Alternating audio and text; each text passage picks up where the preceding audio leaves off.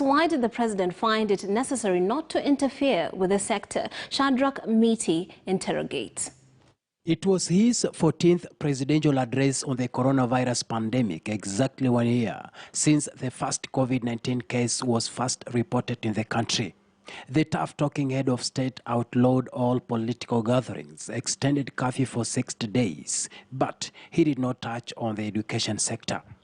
It is now emerging that the desire by the government to normalize the education calendar played a big role in informing the move. So that by the end of the year 2022, we are actually back on track.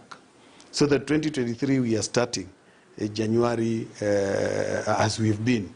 So that we do not delay our children. There are those children from Kenya that would go to Tanzania for A-levels, go to Uganda for A-levels. If we do not harmonize quick enough, it will mean such students will be waiting for another 1 year in order to join A-levels in either Tanzania or Uganda.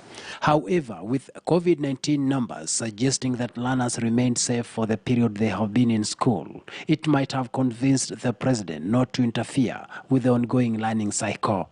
Now that the schools have got the isolation center, the isolation room, the schools have got the temperature checkers, the schools have got all those other things, and the teachers have been trained well on how to handle these learners, we find that they are safer at school than at home. Then there is the government's push to fully implement the competency-based curriculum. And to understand the president's mind on this, one needs to listen to what Education Cabinet Secretary Professor George Magoha said last week as he defended the government's decision to allow grade 4 learners back to school ahead of others. The wisdom of His Excellency President Uhuru Kenyatta, when he told me, you know, Professor, you must also open for grade 4.